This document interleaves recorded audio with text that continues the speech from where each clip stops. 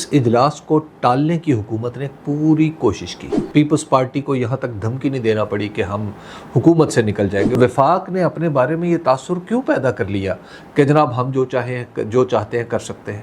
وفاقی حکومت اس طرح کے کار فضول میں مبتلا رہتی ہے کہ اب آپ اس کے بعد کوئی بڑا منصوبہ شروع ہی نہیں کر پائیں گے. یہ حکومت ڈیلیور تو اسٹیبلشمنٹ کو بھی نہیں کر پا رہی. تو یہ تو حکومت خام خواہ کا ایک بوجھ بن گئی. مجھے ایسا لگتا ہے کہ حکومت کو جو پہلا دھکا ہے وہ لگ گیا. پیپلز پارٹی کو ہوش اس وقت آتا ہے جب لوگ سڑکوں پہ آ جاتے ہیں.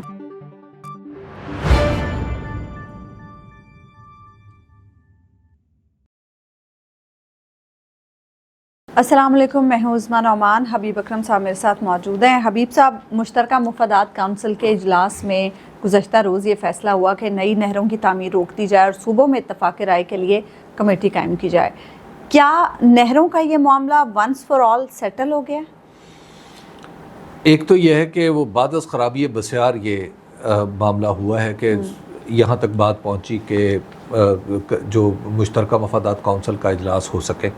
اس سے پہلے ہم نے دیکھا ہے کہ اس اجلاس کو ٹالنے کی حکومت نے پوری کوشش کی، اور جب تک سندھ میں لوگ سڑکوں پر نہیں آ گئے، پیپلز پارٹی کو یہاں تک دھمکی نہیں دینا پڑی کہ ہم حکومت سے نکل جائیں گے، اس وقت تک حکومت نے، آپ دیکھ لیجئے کہ سی سی آئی کا کونسل آف کامن انٹرسٹ کا اجلاس نہیں بلایا. اور اب بھی کئی دنوں سے جو سندھ اور پنجاب کا رابطہ منقطع تھا سڑک کے ذریعے، اس کے بعد آپ یہاں تک پہنچے ہیں پولیٹیکلی.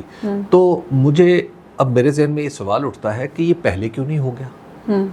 اگر چیزوں کو واپس ہی لینا تھا تو آپ پہلے کیوں نہیں کر لیا؟ آپ نے اس بیچ میں جو نقصان ہوا، جو خام خواہ کی ایک پولیٹیکل انریسٹ پیدا ہو گئی، اس کا فائدہ کس کو ہوا؟ آخر وہ کیوں پیدا کرنے کی کوشش کی گئی تھی؟ اور وفاق نے اپنے بارے میں یہ تاثر کیوں پیدا کر لیا کہ جناب ہم جو چاہتے ہیں کر سکتے ہیں؟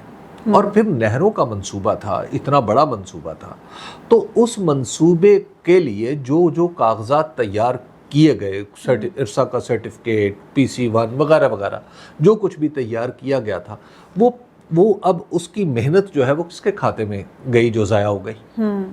اتنے دن پورا سسٹم لگا رہا ہوگا، پتہ نہیں کس نے کیا رول اس میں پلے کیا ہوگا کہ ان کاغذات کو، ان منصوبوں کو تیار کرنے میں، لیکن وہ سب کچھ غتر بود ہو گیا. تو کیا ہماری حکومت، وفاقی حکومت، اس طرح کے کار فضول میں مبتلا رہتی ہے؟ اس طرح کا فضول کام ہر وقت کرتی رہتی ہے؟ یہ بات میرے لیے سمجھنا دشوار ہے کہ ایک تو یہ پہلے کیوں نہیں پیش کر دیا گیا سی سی آئی میں، اور پھر پیش کر دیا گیا تو آپ دلیل بھی نہیں دے سکے کہ اگر یہ منصوبہ بہت ہی اچھا تھا تو آپ کنونس بھی نہیں کر سکے لوگوں کو. حکومت پر آ گئی تھی نا، آپ کنونس کر لیتے نا، جس نے بھی بنایا، جس کا بھی خواب تھا، آپ پہلے لوگوں کو کنونس کرنے کی کوشش کرتے. اس کا مطلب آپ کنونس نہیں کرنا چاہتے تھے، یا آپ کے پاس کوئی دلیل ہی نہیں تھی. یہ تو بہت بڑا ذوف پہنچا ہے اس حکومت کی صلاحیت کو. یہی میں پوچھنا چاہ رہی ہوں کہ نقصان کیا ہوگا اس کا اس حکومت کو؟ دیکھیے، اس سے بہت بڑا نقصان ہو گیا. وہ یہ ہے کہ اب آپ اس کے بعد کوئی بڑا منصوبہ شروع ہی نہیں کر پائیں گے. اچھا جی، اس وقت پانی کے منصوبوں کی ہمیں ضرورت ہے. ایک طرف سے بھارت ہمیں دھمکیاں دے رہا ہے، وہ آبی جارحیت کا ارتکاب کرنے کی کوشش کر رہا ہے. ہمارے ہاں پہلے پانی کم ہے، ہمیں ریزروائرز کی ضرورت ہے. اب آپ کوئی بڑا منصوبہ شروع ہی نہیں کر پائیں گے. آپ کے اندر وہ سکت اور صلاحیت ختم ہوگی اس کے بعد کہ آپ کو بڑا منصوبہ اگریسولی شروع کرے. اب آپ یہ جب چیزیں پڑ جاتی ہیں نا، پاکستان جیسے ملک میں سیاسی اتفاق رائے کی طرف بھیج دی جاتی ہیں کہ اتفاق رائے پیدا ہوگا، تو اس کا مطلب ہے کہ وہ سب کچھ ڈوب گیا. یہ کالا باغ ڈیم کا منصوبہ آپ دیکھ لیجئے کہ آج تک نہیں بن سکا کیونکہ اتفاق رائے نہیں پیدا ہو سکا، بات ختم ہو گئی. اسی طرح نہروں والا منصوبہ کہ اب آپ اتفاق رائے نہیں پیدا کر سکے تو لہذا بات ختم ہو گئی. تو ہو سکتا ہے وہ منصوبہ اچھا ہوتا، ہو سکتا ہے وہ منصوبہ برا ہوتا، لیکن جو بھی ہوتا، اگر وہ اچھا نہیں تھا تو اس پہ کام کیوں شروع کیا گیا؟ یعنی کاغذی کام کیوں شروع کیا گیا؟ اور برا تھا تو پھر اس پہ یعنی اگر وہ اچھا تھا تو اتنا کام کرنے کے بعد اس کو چھوڑا کیوں گیا؟ اور اب چھوڑ دیا ہے، اور اگر یہ اتنا برا تھا تو اس پہ وقت کیوں ضائع کیا گیا لوگوں کا؟ تو لہٰذا یہ سوال تو اٹھے گا. دوسرا اس سے جڑی ہوئی بات یہ ہے کہ یہ منصوبہ اسٹیبلشمنٹ سے منسوب کیا جا رہا تھا، غلط یا صحیح طور پہ. اب جب اسٹیبلشمنٹ کے منصوبے کو یہ حکومت آگے نہیں لے کے چل پائی اور حکومت کنونس نہیں کر پائی تو اس کا مطلب ہے یہ حکومت ڈیلیور تو اسٹیبلشمنٹ کو بھی نہیں کر پا رہی. یعنی پہلے تو چلیے عوام کا سوال تھا نا کہ عوام کو ڈیلیور نہیں کر پا رہی, یہ تو اسٹیبلشمنٹ کو بھی ڈیلیور نہیں کر پا رہی, تو یہ تو حکومت خام خواہ کا ایک بوجھ بن گئی. فیصل بابڈا صاحب بڑے عرصے سے ویسے یہ بات کر رہے ہیں کہ یہ حکومت بوجھ بن چکی ہے. بوجھ بن چکی ہے نا, تو اب تو ثابت ہو گیا, اس سے بڑا ثبوت اور کیا ہوگا. تو لہٰذا اب تو مجھے ایسا لگتا ہے کہ حکومت کو جو پہلا دھکا ہے وہ لگ گیا ہے. اچھا جی, اور کمزور حکومت کو اس طرح کا پہلا دھکا ہی لگ جانا کافی ہوتا ہے. اچھا, کریڈٹ اس ساری سچویشن کا پیپلز پارٹی لے رہی ہے, کیا واقعی یہ سب پیپلز پارٹی کی بدولت پاسبل ہوا ہے یا اس میں کسی اور کی بھی کوشش کا عمل دخل ہے؟ اچھا, ویسے یہ سوال آپ نے جان کے مجھ سے کیا یا آپ کو بالکل سمجھ ہی نہیں ہے؟ بھائی سمپل سی بات ہے عظما کہ پیپلز پارٹی کو ہوش اس وقت آتا ہے جب لوگ سڑکوں پہ آ جاتے ہیں. پیپلز پارٹی کی سیاست داؤ پہ لگ جاتی ہے. پیپلز پارٹی کا رہنا سندھ میں مشکل ہو جاتا ہے. پیپلز پارٹی کے لوگوں کے لیے نکلنا مشکل ہو رہا تھا اپنے حلقوں میں, اور پھر اس کے بعد اس کے خلاف ایک اتنا بڑا اتحاد وجود میں آ گیا تھا جو جی ڈی اے اس میں شامل تھی, اس میں دوسرے لوگ شامل تھے, اور پھر سب سے بڑی بات پاکستان تحریک انصاف کو سندھ میں جگہ مل گئی جی احتجاج کرنے کی. اور جب اتنی بڑی پولیٹیکل پارٹی جب سندھ میں پہنچی اور اس نے جب احتجاج کو ایک نیا رخ دیا تو اس سے آپ دیکھ لیجئے کہ احتجاج میں جان پڑ گئی.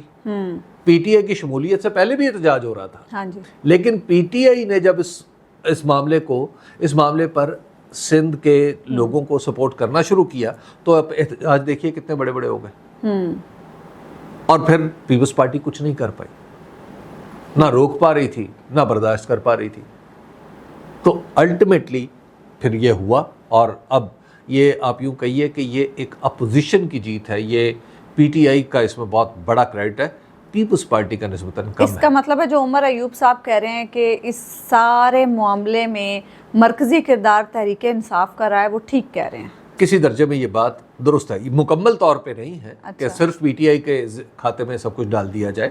اس میں بہت سارے لوگ ہیں, باقی لوگوں کا بہت بڑا کنٹریبیوشن ہے. اچھا, اس میں جو سندھ کی قوم پرست جماعتیں ہیں انہوں نے بھی اپنا کردار ادا کیا.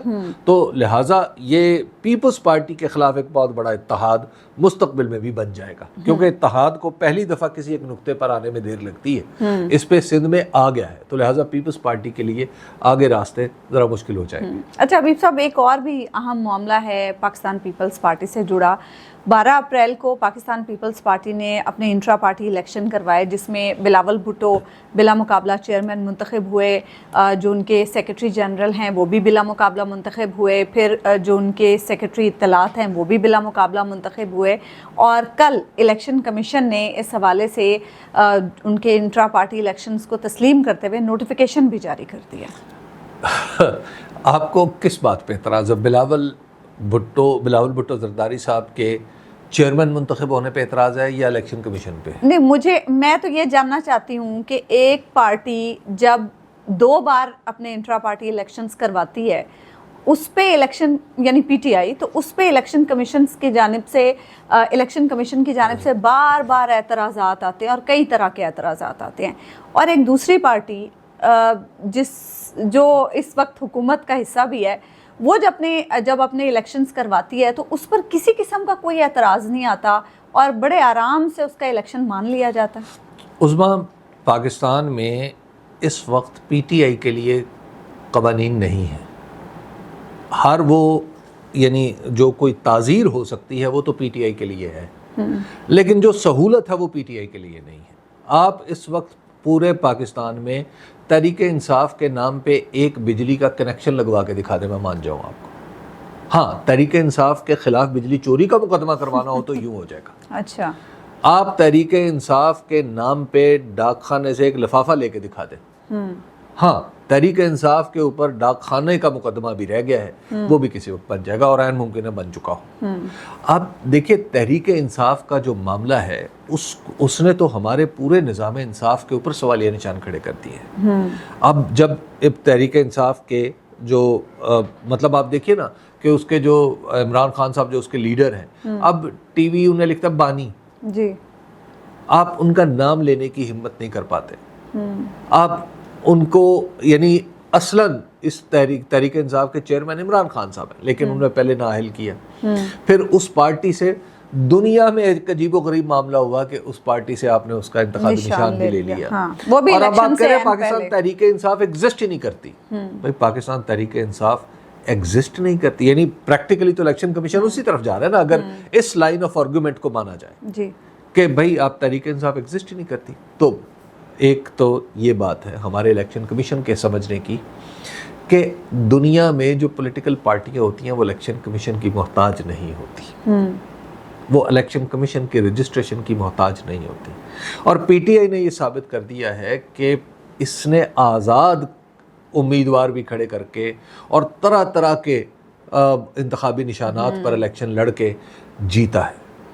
تو لہٰذا جو پولیٹیکل پارٹیز ہیں ان کی وہ ایک کینڈے میں اور ایک ڈھب میں رہیں تو بس ٹھیک ہے، الیکشن کمیشن کا یہی کام ہوتا ہے۔ لیکن جب الیکشن کمیشن اس الیکشن کا جائزہ اس طرح لینا شروع کر دے جس طرح اصولی طور پر اسے عام انتخابات کا لینا چاہیے، تو پھر آپ کسی نتیجے پر نہیں پہنچتے۔ پولیٹیکل پارٹیز کسی اور طریقے سے بنتی ہیں، کسی اور طریقے سے بڑھتی ہیں، اور یہ روح سفر ہوتی ہیں، یہ ایک ختم کر دیں دوسری بن جاتی ہے، دوسری ختم کر دیں تیسری بن جاتی ہے۔ اس کا تجربہ پاکستان میں پہلے ہو چکا ہے۔ نیپ نیشنل عوامی پارٹی کو ختم کر دیا گیا تھا بھٹو کے دور میں، عوامی نیشنل پارٹی بن گئی، اے این پی بن گئی، اور نہ بھی بنتی تو کیا ولی خان اور خان عبدالغفار خان اور اس طرح کے لوگ جو ہیں وہ کیا ان کی موجودگی میں ان کی پولیٹیکل سوچ سے وابستہ لوگوں کو پارٹی نہیں کہیں گے؟ چلیے نہ کہیے، لیکن لوگ سیاسی سوچ، سیاسی اختلاف یہ قائم رہتا ہے۔ تو آپ یہ جو پولیٹیکل پارٹیز ہیں ان کو اس طرح نہ کریں۔ الیکشن کمیشن کو سوچنا چاہیے کہ الیکشن کمیشن کیا پولیٹیکل پارٹیز کو روکنے کے لیے ہے یا پولیٹیکل پارٹیز کو کی معاونت کے لیے ہے۔ یہ عوام کی منشا کو ناپنے کے لیے ہے یا عوام کی منشا کو اپنی مرضی سے ڈھالنے کے لیے ہے؟ یہ الیکشن کمیشن کو چاہیے کہ اپنے کردار پہ غور کریں۔ آپ صرف الیکشن کمیشن کی بات کر رہے ہیں، ابھی آپ نظام انصاف کی، نظام قانون کی بات کر رہے تھے۔ آج خان صاحب کی بہنیں ان سے ملنے کے لیے کورٹ کے آرڈرز لے کر پہنچی اور پولیس والوں نے ملنے نہیں دیا انہیں۔ اور دیکھیے خبریں اس طرح کی چل رہی تھی کہ انہیں فلاں نے یقین دہانی کرا دی، فلاں نے بتا دیا، فلاں سے ملاقات ہو گئی، اب یہ ہو جائے گا۔ دیکھیے جب آپ عدالتوں کے احکامات کا یوں مذاق اڑتا ہے نا، تو یقین جانیے بطور پاکستانی میرا دل دکھتا ہے۔ اس کی وجہ یہ ہے کہ یہ وہ ادارے ہیں جو پورے ملک میں ایک توازن پیدا کرتے ہیں، توازن قائم کرتے ہیں۔ جب ان اداروں کے احکامات نہیں مانے گی انتظامیہ تو یقین کریے بات کہیں سے کہیں نکل جائے گی۔ یہ عدالت کو بھی سوچنا ہے کہ ہمارے احکامات کیوں نہیں مانے جا رہے، یا تو پھر احکامات دیں ہی نہ۔ چلیے پھر یوں کر لیجئے، ہم لوگ رو پیٹ کے چپ کر جایا کریں گے۔ ہمیں اپنی عدالتوں پر بھروسہ ہے، ہم اس بھروسے کو بڑھتا ہوا دیکھنا چاہتے ہیں، ہم اس کو کم ہوتا ہوا نہیں دیکھنا چاہتے۔ لیکن جب ہماری عدالتوں کے احکامات نہیں مانے جائیں گے تو پھر عدالتوں پہ بھروسہ بڑھے گا یا کم ہوگا؟ نیچرلی کم ہوگا نا۔ تو یہ ہمارے جج صاحبان کو غور کرنا ہے، یہ ہماری عدالتوں کو غور کرنا ہے، اکٹھے بیٹھ کے غور کرنا ہے کہ آخر کیوں نہیں مانے جا رہے۔ دیکھیے عدالتیں اپنے قد سے کھڑی نہیں ہوں گی نا، تو پھر ملک کو آگے چلانا بہت مشکل ہو جائے۔ فی الحال تو 26ویں ترمیم نے بے بس کر رکھا ہے۔ ہمیں اجازت دیجیے، اللہ نے کے بعد۔